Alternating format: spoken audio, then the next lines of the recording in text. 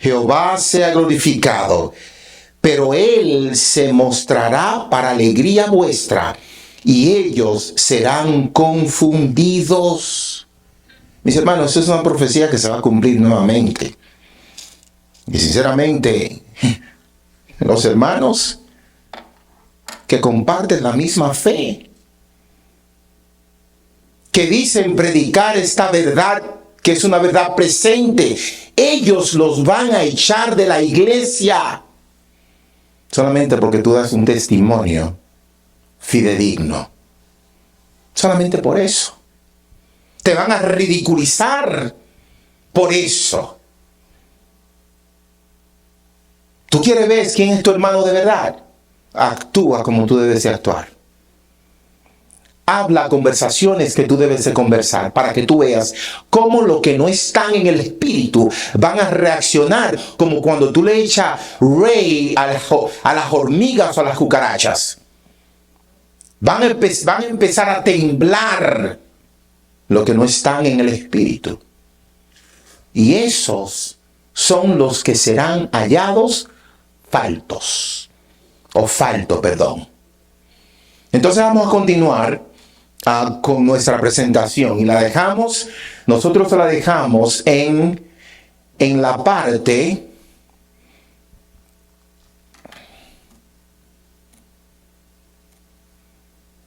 donde nos quedamos fue leyendo 1 de Pedro 4:17, que dice: porque es tiempo que el juicio comience por la casa de Dios. Y si primero comienza por nosotros. O sea, nótese el cambio que hace aquí el escritor, que dice por la casa de Dios. Y cuando dice por la casa de Dios, dice, y si empieza por nosotros primeros. O sea, ¿quién es la casa de Dios? Tú y yo. ¿Qué es el templo de Dios? Tú y yo. Nosotros a veces definimos el templo de Dios en tres diferentes formas. Definimos el templo de Dios como el edificio. Cuando es propio, uno pasa por frente de ese edificio. Esa es mi iglesia. Esa es mi iglesia, ¿no? La iglesia de Dios o el templo decimos, esa es mi iglesia, ¿no? Cuando estamos en una institución, por ejemplo, en este caso, parte, vamos a decir, de la conferencia, decimos, esa es mi iglesia porque somos adventistas y la denominamos de esa forma, esa es mi iglesia. Pero Dios no habla de iglesia como templo, un edificio. No habla de iglesia como una denominación, sino que habla de iglesia como un pueblo. Una persona cuyas características están definidas y están acorde con las características de Dios. Aquellos que guardan los mandamientos y tienen la fe de Jesús. ¿Y cómo se llaman esas personas? Adventistas del séptimo día. Simple y llanamente.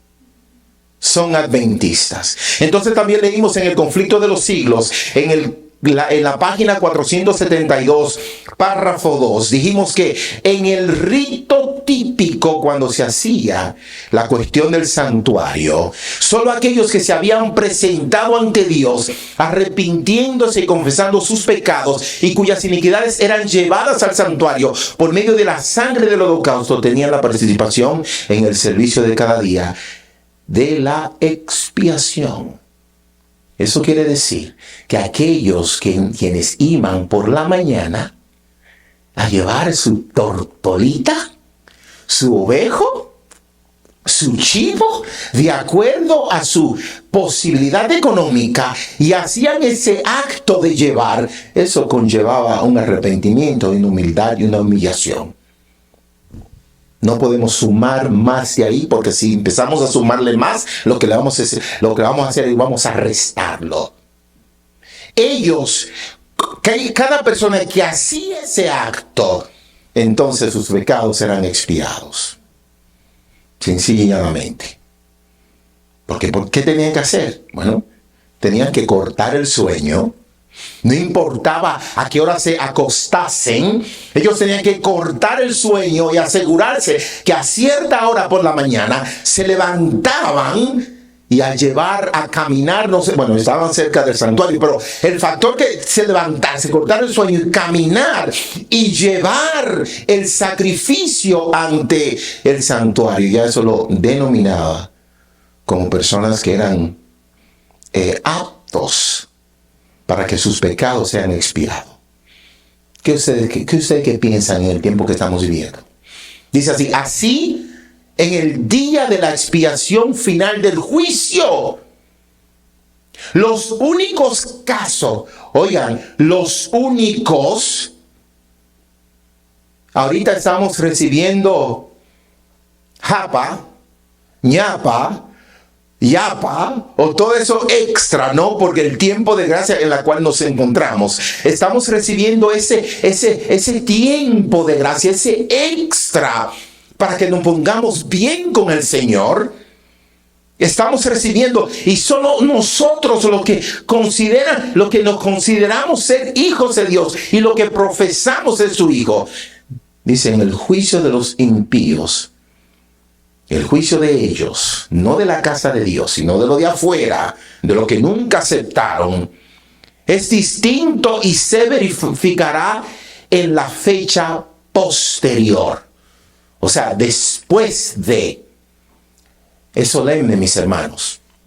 Y conocemos que como adventistas del séptimo día, estudiosos de las profecías, sabemos que el tiempo de hacer el chequeo y balance, como lo hacíamos cuando teníamos chequera, ¿se acuerdan? Ahora no, ahora uno va con una ATM, le pasa, coge el recibo y ya no se da cuenta cuánto tiene. Pero antes, ¿se acuerdan que uno escribía un cheque y tenía que escribir la cantidad restándole al monto y uno se daba cuenta el total? Porque no había el asunto de la computadora. O sea, no estaba muy popular. Y uno tenía que mantener ese récord así. Inclusive mi esposa se quedó con el tiempo antiguo. Ella escribía los cheques, escribía. Y yo, mi amor, no, tú tienes que dar. Y yo, mi amor, es importante. Entonces ahora se está llevando a cabo lo que se llama el checks and balances, el balance de los libros. Se está llevando a cabo ahora. ¿Y empezó cuándo? 1844. Empezó con los muertos, pero lo solemne es que no sabemos cuándo empezó con los vivos. Por eso es que es importante que nosotros pensemos en eso, que nuestro nombre puede ser llamado y podemos ser hallados falto. Y lo terrible de eso, mis hermanos, es que vamos a vivir una vida normal.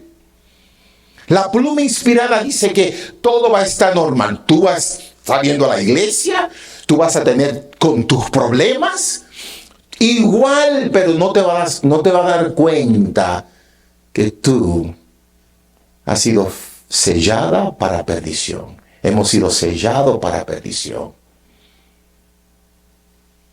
Es tiempo de que el juicio de nuevo se repite, comience primero con la casa de Dios y luego comience por nosotros. Y la pregunta sigue, ¿qué será el fin de aquellos que no obedecen al Evangelio? Eso fue lo que estudiamos anoche, o repasamos anoche. En Salmos, aquí hay varias citas. Si quieren apúntenla y después la leen en sus hogares o cuando tengan tiempo. Vamos a estar leyendo el libro de Malaquías 3:16, Nehemías 13:14 y Salmos 56:8. De nuevo, Malaquías 3:16, Nehemías 13:14 y y Salmos 156:8. Y dice, delante de Dios está escrito un libro de memoria en el cual quedan consignadas las buenas obras de los que temen a Jehová y de los que piensan en su nombre. Sus palabras de fe, sus actos de amor están registrados en el cielo. A esto se refiere Nehemías cuando dice: acuérdate de mí, oh Dios mío, y no borres mis obras piadosas que he hecho por la causa de mi Dios, por la casa de mi Dios. En el libro de la memoria de Dios, todo acto, la justicia está inmortalizada. Toda tentación resistida, todo pecado vencido, toda palabra de tierna compasión están fielmente consignados y apuntados también por todo acto de sacrificio, todo padecimiento y todo pesar sufrido por causa de Cristo. Y el salmista dice, tú cuentas los pasos de mi vida, pon mis lágrimas en tu redoma. ¿No están en tu libro? Eso es lo que dice el salmista. Así que mis hermanos, aquí tenemos antes de que nuestro caso sea pesado en la balanza, antes que la pronunciación de Dios sea buena o mala, hay un libro de la Biblia, hay un libro en el cielo que todo se está llevando a cabo, mis hermanos. Nuestros pensamientos, todo acto de justicia, todo acto de compasión, todo pecado vencido.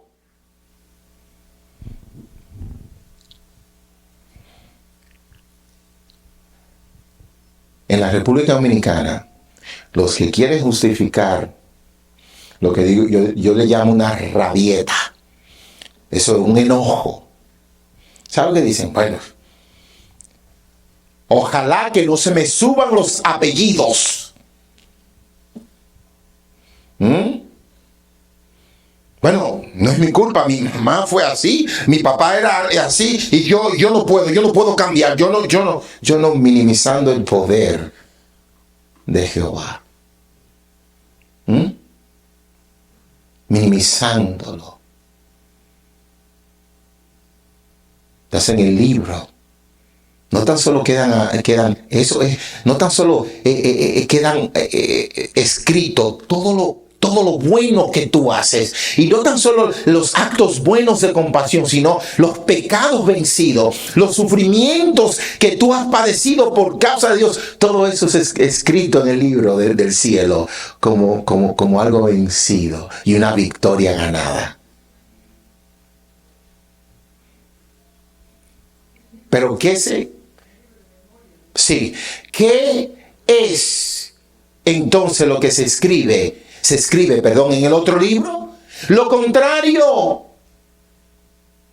Y todo esto es para aquellos quienes una vez profesaron ser hijos de Dios.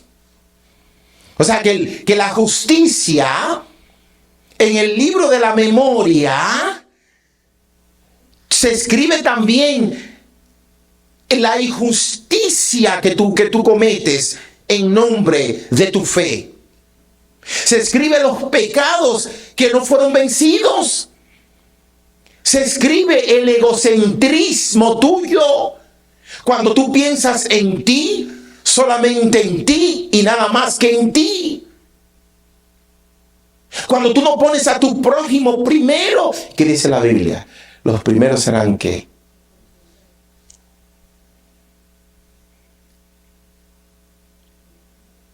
Eres hallado falto.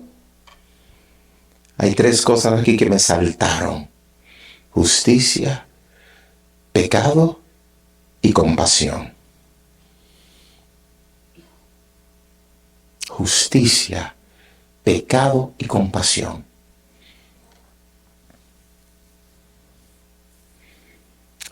Esas tres palabras y esos tres actos fueron los que llevaron a la ruina al pueblo de Israel, por lo cual ellos sufrieron tanto. Eran injustos con su prójimo. Ellos pensaban en ellos. Si tú no eras de mi descendencia, ellos no pensaban en la descendencia humana que vino de Dios, no. Ellos pensaban en la descendencia de Abraham. Si tú no eres de la descendencia de Abraham, un linaje directo, tú no mereces nada de lo que el Señor nos ofrece. ¿Saben ustedes que aquí en Estados Unidos, los que tienen sangre india, cherokee y todo eso, tienen un privilegio enorme? Si se prueba, empezando, a ellos les dan, yo escuché, $7,000 mensual, solamente por tener el linaje indio norteamericano. Ojalá que hubiese sido en nuestro país, ¿eh? Tuviéramos nosotros en buenas, ¿eh? Entonces, América le da un privilegio, le da ciertas... Por eso es que, por ejemplo, allí en Washington, los casinos grandísimos que ustedes ven, todos esos casinos grandes pertenecen a esas tribus de indios norteamericanos. Pero ¿qué viene con eso? Viene ruina. ¿Saben por qué? Porque esa es la comunidad más sufrida de Norteamérica. Primeramente, es la que hay un alto crimen entre ellos. Y el alcoholismo es altísimo. Se sienten rechazados por la sociedad, obviamente.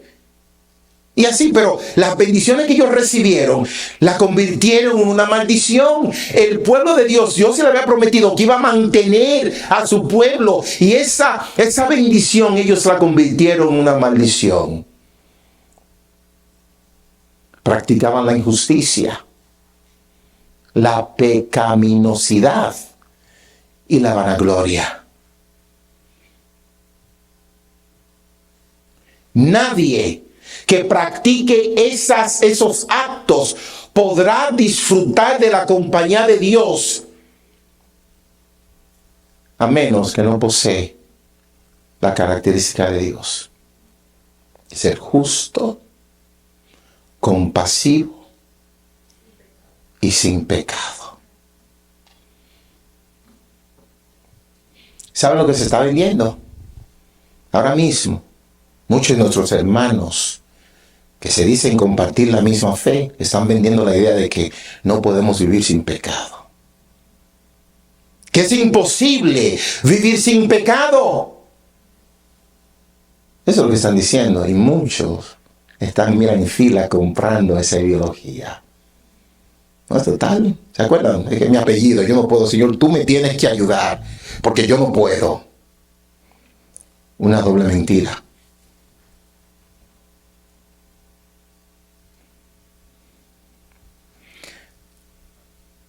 Miren cómo Dios pesa y mira la oportunidad que Él da para que podamos no ser hallados falto a la sentencia divina. En el libro de Daniel, en el capítulo 5, del 1 al 5, y después brincamos al versículo 24 hasta el 28.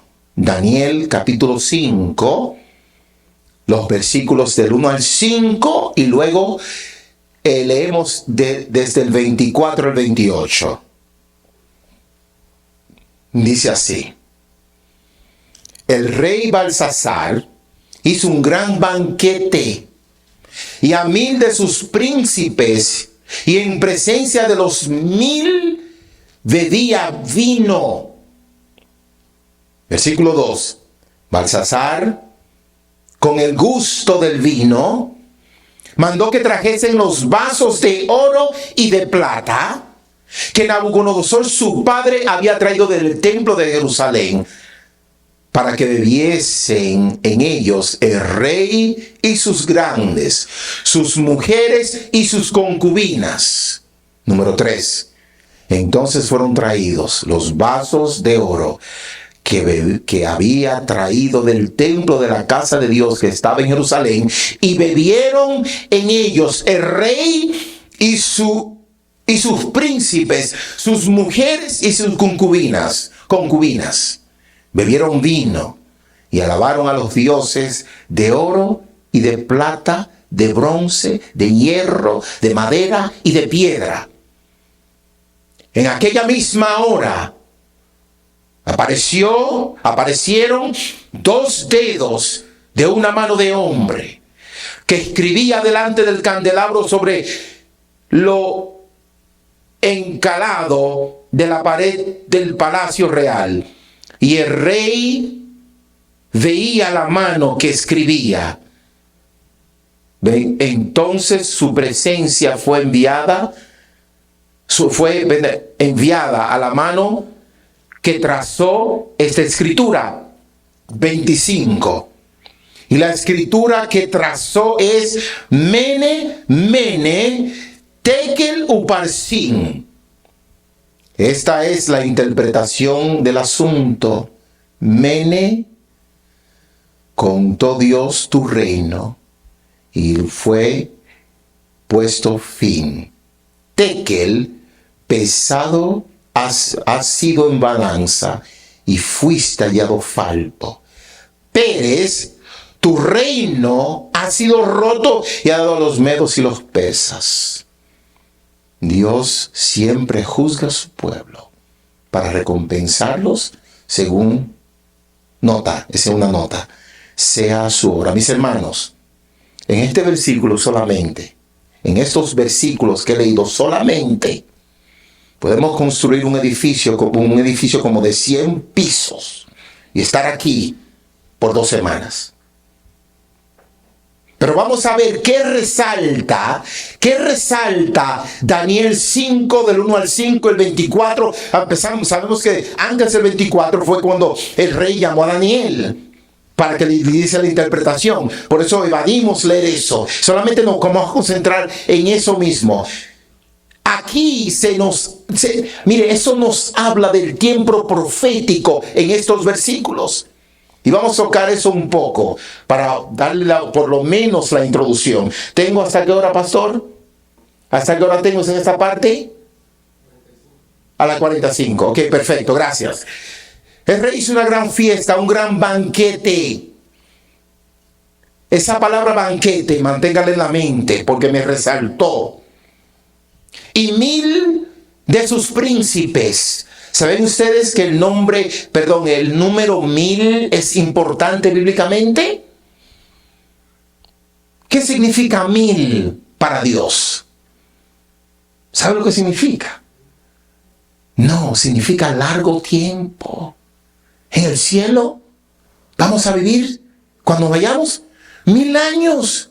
No hubo nadie que vivió 1000 años. Así que para Dios la palabra el número 1000 es algo grande.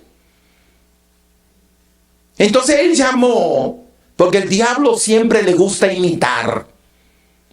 Él es un engañador, un mentiroso y un imitador. Y cuando él quiere que las personas fallen, pequen, abroguen los mandamientos de Dios, él utiliza cosas de Dios para engañarnos. Y aquí lo dice, está plasmado aquí. Gran banquete, 1000 de sus príncipes. Dice el número 2, Baltasar, con el gusto del vino. Mis hermanos, sabemos que el vino proféticamente es algo tremendo. ¿Qué dice Apocalipsis? Hizo beber el vino del furor, de su iniquidad, de su fornicación. Entonces, si nosotros, por eso que el vino es malo y el vino espiritualmente es malo. Mire cómo puso al rey cuando tomó el vino, con el gusto del vino.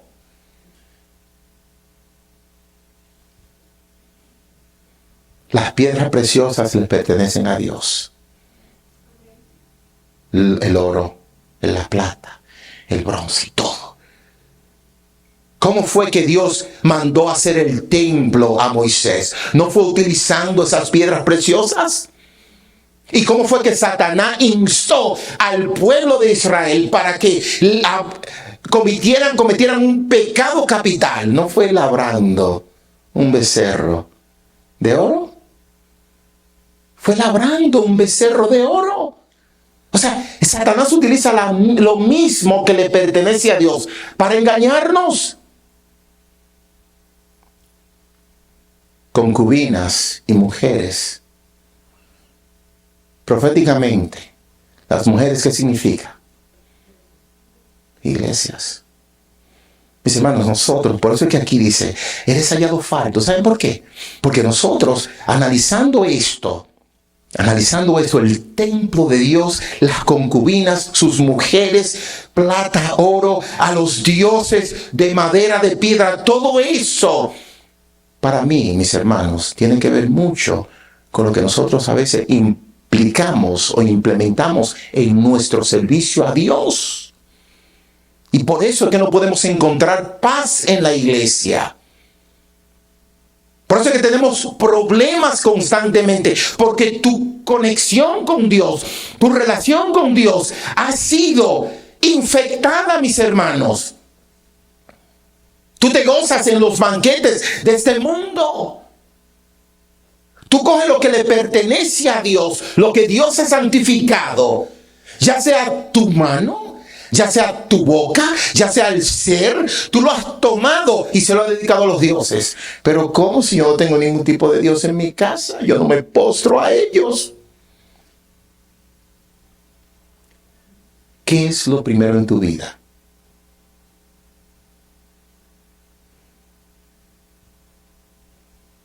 ¿Qué es lo primero en tu vida? ¿A quién tú idolatrizas? Si es así que se dice. You idolize. ¿A quién tú idolatrizas? ¿A qué persona? ¿A qué líder espiritual tú lo reverencias? ¿A quién? Que tú pones a un lado los principios de Dios. ¿Con qué ideas seculares estás tú introduciendo, no a la iglesia, sino a tu vida? Porque a la iglesia tú no puedes introducir nada a menos que no lo introduzca en tu vida primero. Porque la iglesia es el templo, vamos a decir, donde nos reunimos, es una reflexión directa de tu vida espiritual personal con Dios. Entonces la llevas aquí. Eso es como cuando una persona se pone un perfume en su casa, se lo puso en su casa. Y cuando sale, tiene un buen perfume. Ay, ese perfume hiede. Porque te lo pusiste en tu casa. Tú no fuiste a la iglesia, tú no fuiste a ningún lugar y te lo pusiste allí. No, eso se refleja en la comunión que tú tengas con tus hermanos. ¿Y cuáles significan las mujeres, mis hermanos? Son ideas, son tipo malinterpretaciones que Satanás quiere que tú hagas de la pluma inspirada, del libro, de la palabra de Dios, trayendo música en tu vida personal. Yo no estoy hablando en sí de la iglesia aquí cuando nos reunimos. Yo estoy hablando de tu vida personal, donde las cuatro paredes y Dios son los testigos oculares de quién tú eres como cristiano.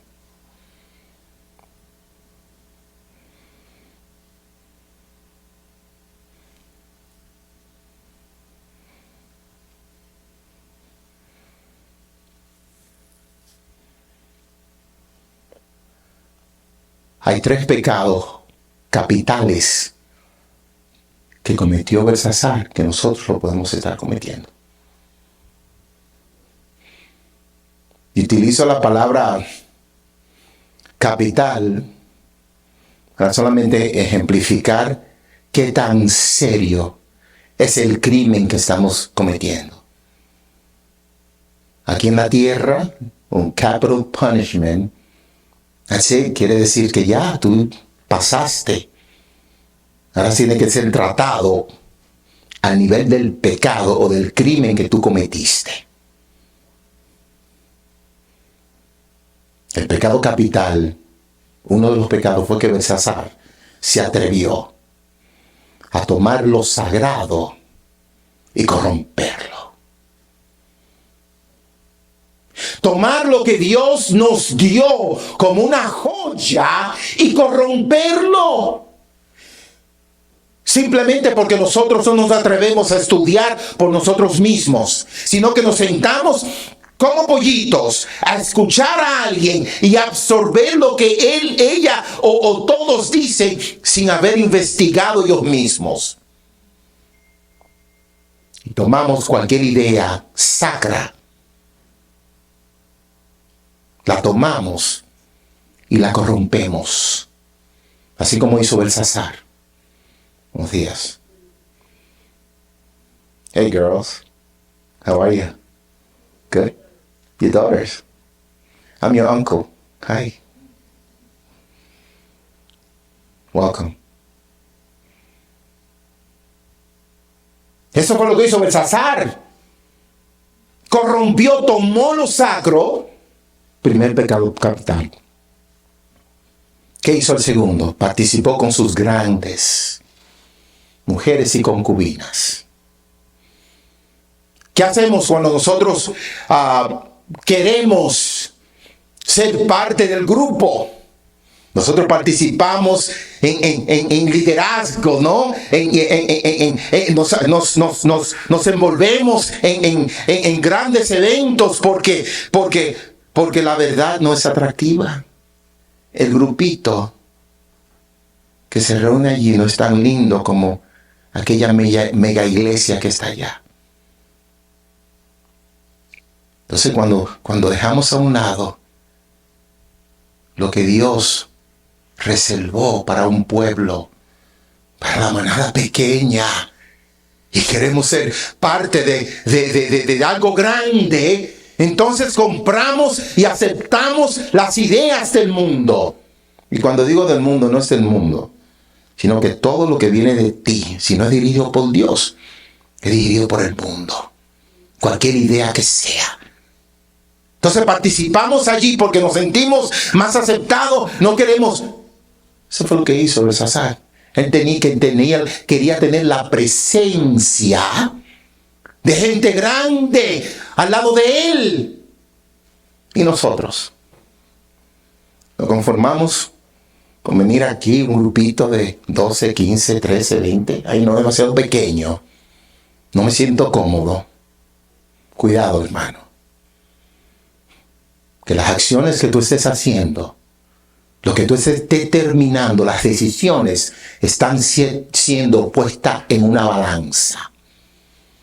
Y va a determinar si tú eres hallado falto o no. Alabaron a dioses de oro, de plata, de bronce y de piedra.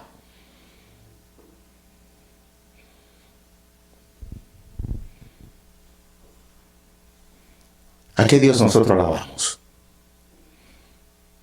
No, sinceramente, ¿a qué Dios yo alabo? Así nosotros pensamos que lo hacemos. Tenemos la definición de lo que se quiere oír, de la respuesta que la gente quiere escucharte. Pero ¿cuál es tu actitud, mi hermano? Cuando viene el meollo del asunto, ¿cómo tú vas a reaccionar?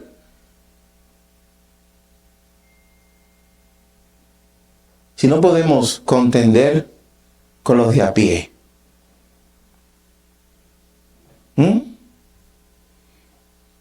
Si no podemos contender con los que estamos aquí dentro, ¿no? Donde nos conocemos, entre comillas, y vemos cómo uno actúa. ¿Qué tal de aquellos que vienen más rápido? Si no podemos contender aquí, vamos a ser parte de ellos. Literalmente. Porque nosotros queremos cuidar el pellejo. Vamos a querer cuidar el pellejo y vamos a sacrificar cualquier cosa para cuidar este pellejo.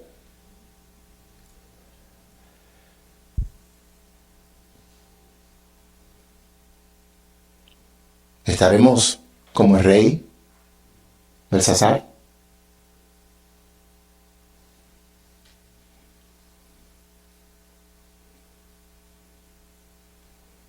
Dice, mensaje para la iglesia, página 392, párrafo 1, dice lo siguiente. Tomándolo de lo que dice Apocalipsis 14:8. Dice, otro ángel le siguió diciendo, ha caído Babilonia, la gran ciudad, porque ha hecho beber a todas las naciones del vino del furor de su fornicación. Estos, dice la cita, estos son los verdaderos sentimientos de muchos de nuestro pueblo. Y Satanás se alegra ante su éxito en controlar las mentes de tantos que profesan ser cristianos. Mis hermanos, él está concentrado en aquellos quienes están tratando de hacer la voluntad de Dios, porque ahí es que la balanza y ahí es que el juicio está empezando. Es aquí dentro. Y Satanás conoce el pensamiento de muchos y se aprovecha.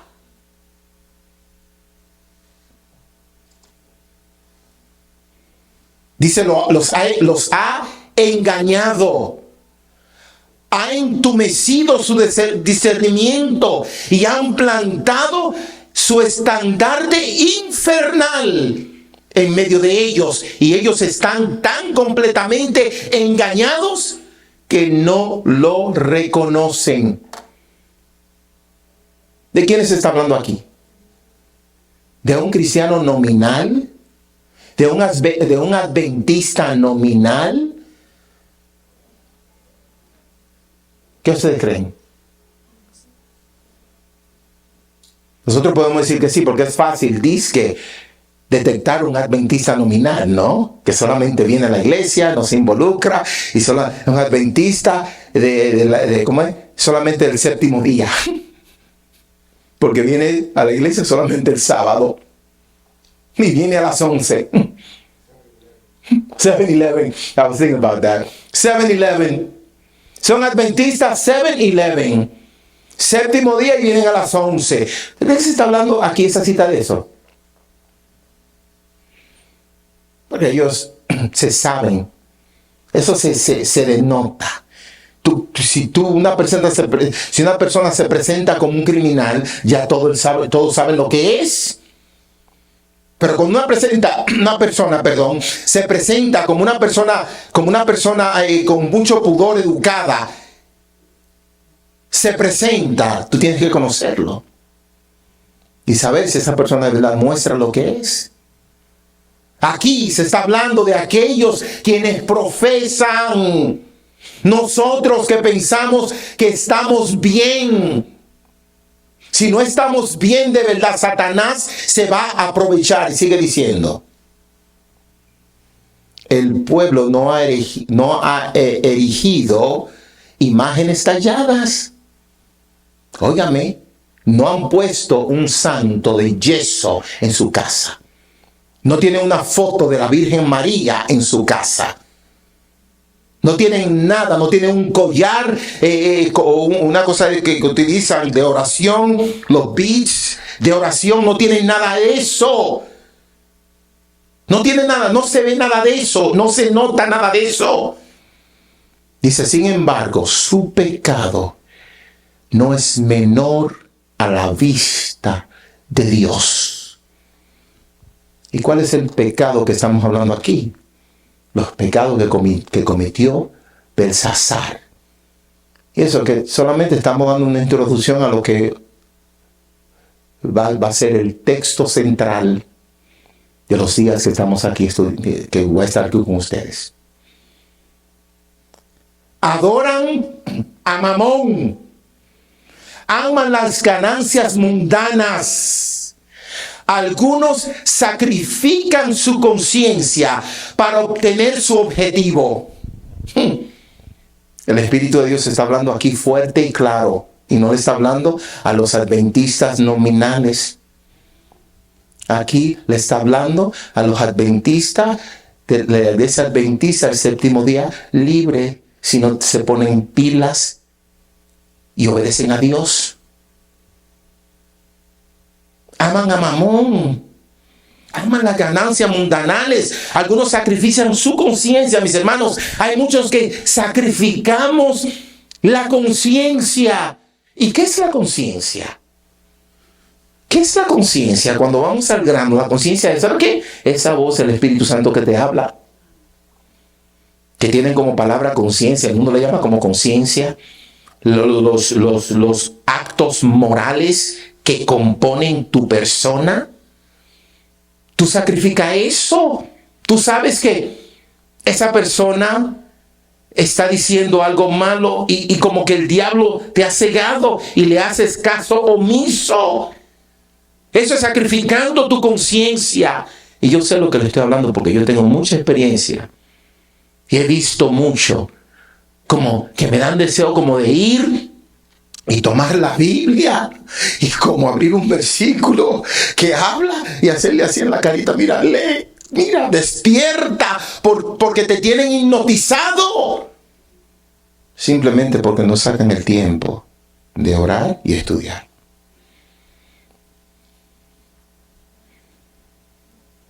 El profeso pueblo de Dios es egoísta y es ególatra. Esa fue una nueva palabra para mí. El pueblo de Dios es egoísta y es ególatra. La estoy pronunciando bien. Ególatra. ¿Y cuál es la diferencia de egoísta y ególatra? La tuve que buscar en el diccionario, porque ahí me hizo pestañear 2 veces, pero cuidado si aquí hubo una escritura mala, un typo, como dice en inglés, must have been a typo, pero no, la gran diferencia. El egoísta es aquella persona que te siente celo por no tener lo que otro tiene y quiere todo para él. Te siente celo por lo que otro tiene y quiere todo para él. Eso es ser una persona egoísta. ¿Y se está hablando aquí de un egoísmo de cosas materiales? No. Entonces aquí fue que me hizo sentido la palabra ególatra. Y la palabra ególatra significa la persona que necesita que se le ponga atención a él o a ella.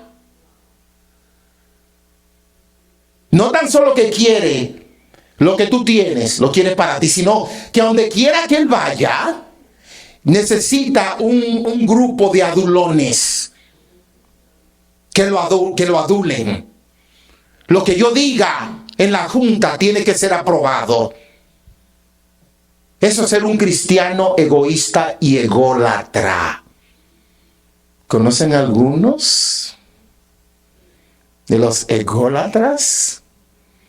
¿Acaso solamente serán los miembros de la iglesia que son ególatras? ¿O conocen algunos líderes ególatras? Aman las cosas de este mundo y son amigos de las obras de las tinieblas.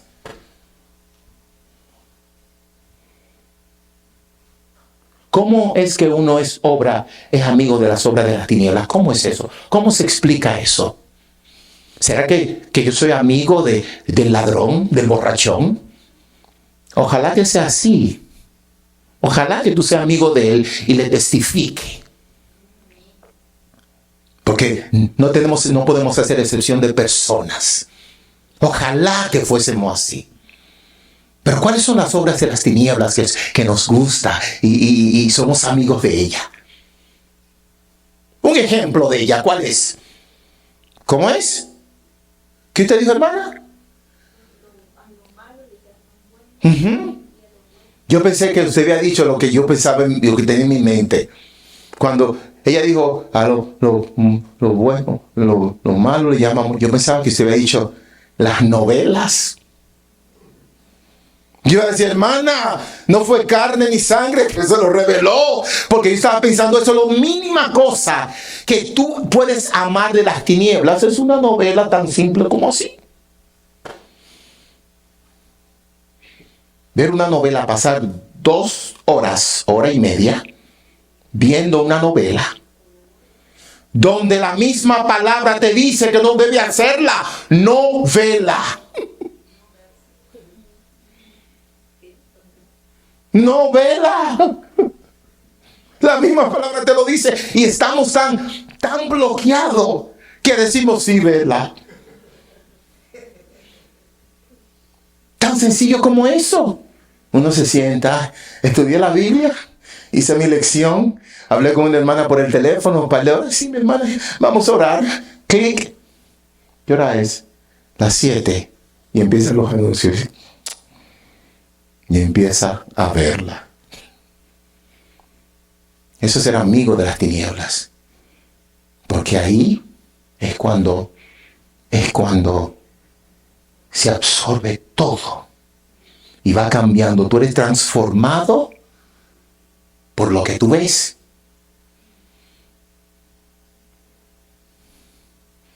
I'm going to tell you something you guys don't know.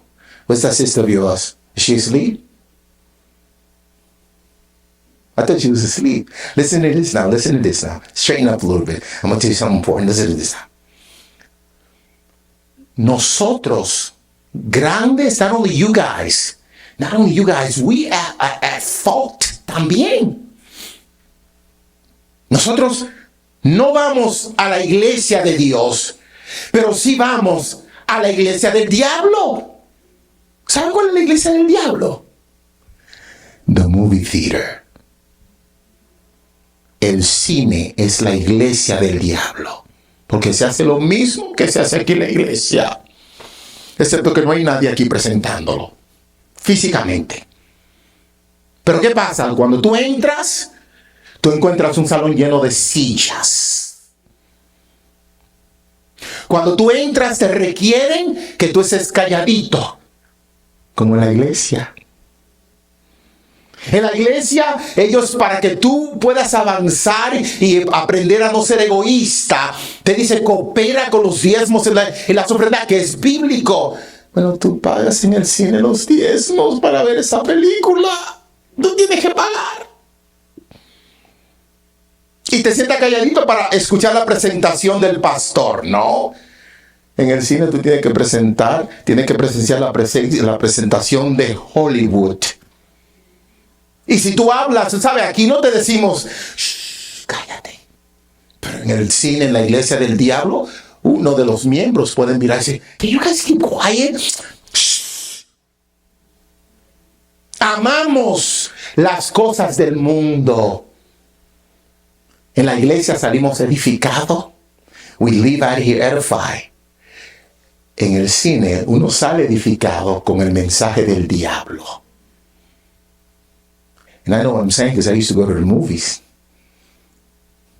Matter of fact, believe it or not, I used to be an actor. That's right. His brother here used to act. You know, that's right. Pero me di cuenta de eso. Entonces dice aquí, son amigos de las tinieblas. Todo lo que no te edifica es de tiniebla. Y a veces yo tengo que decirme a mí mismo, para ir entonces concluyendo esa parte, a mí mismo, diciéndome a mí mismo, ¿cuál es la palabra que yo dije que yo decía anoche? Thank you, santidad a Jehová, holiness to the Lord. Y cada vez que me siento atraído, porque este mundo está lleno de cosas hermosamente destructoras. Son hermosas, pero destructoras.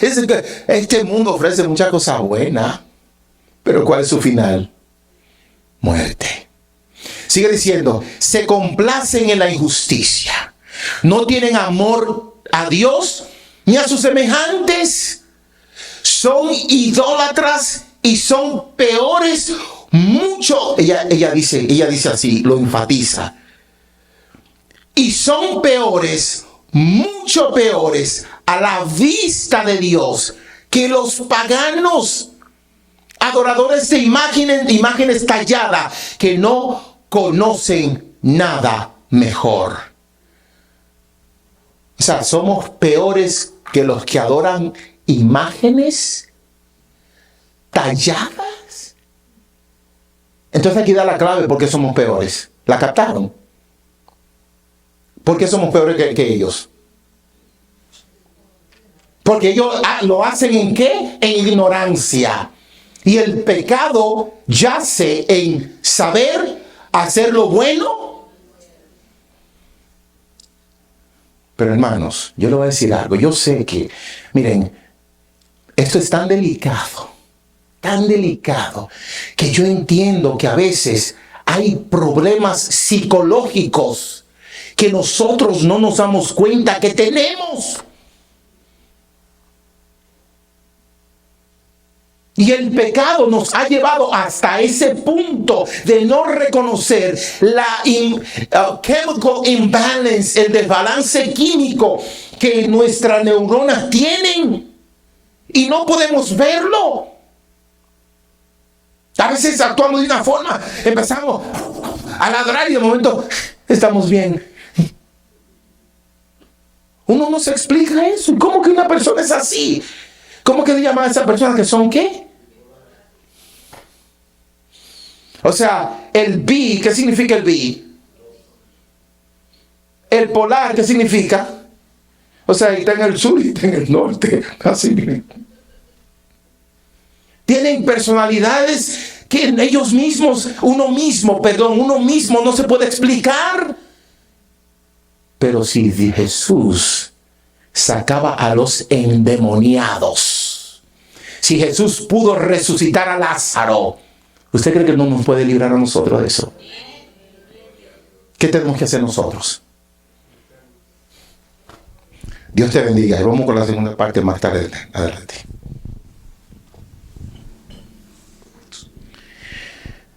Señor, que estás en los cielos. Padre, primeramente te damos muchas gracias porque nos diste la vida esta mañana. Nosotros no sabemos la guerra que se libra cada vez que nosotros estamos en un estado inconsciente, donde caemos dormidos, pero tú no duermes, ni el diablo duerme. Él intentó quitarnos la vida anoche, pero tu ángel poderoso nos libró. Nos levantamos y vinimos al templo con la esperanza de poner nuestro sacrificio allí para poder ser expiados esta mañana. Padre Santo, pero el diablo está trabajando como león rugiente. Yo puedo decir de una manera humilde, y la palabra de Dios, el Espíritu de Profecía lo respalda, que Satanás evita que si algún tema que a alguien le va a beneficiar, él bloquea para que esa persona no se beneficie. Por eso, Padre, pedimos tu asistencia en esta hora. Permite que los problemas técnicos sean resueltos, Señor, y que nosotros podamos beneficiarnos. Síguenos bendiciendo, Padre Santo. Danos un espíritu humilde, Señor, y que tu espíritu ahuyente la fuerza del mal que quieren poseer este lugar. Que nuestros pensamientos sean liberados y podamos sentir la presencia, la fragancia de tu Santo Espíritu. Señor, te amamos y tú lo sabes. pero límpianos. Ayúdanos a servirte, porque sabemos que tú vienes pronto. Bendice a la juventud. Bendice, Señor, de una forma que ellos puedan entender que tú les interesas a ellos. Gracias, Señor, en el nombre de Jesús. Amén y amén.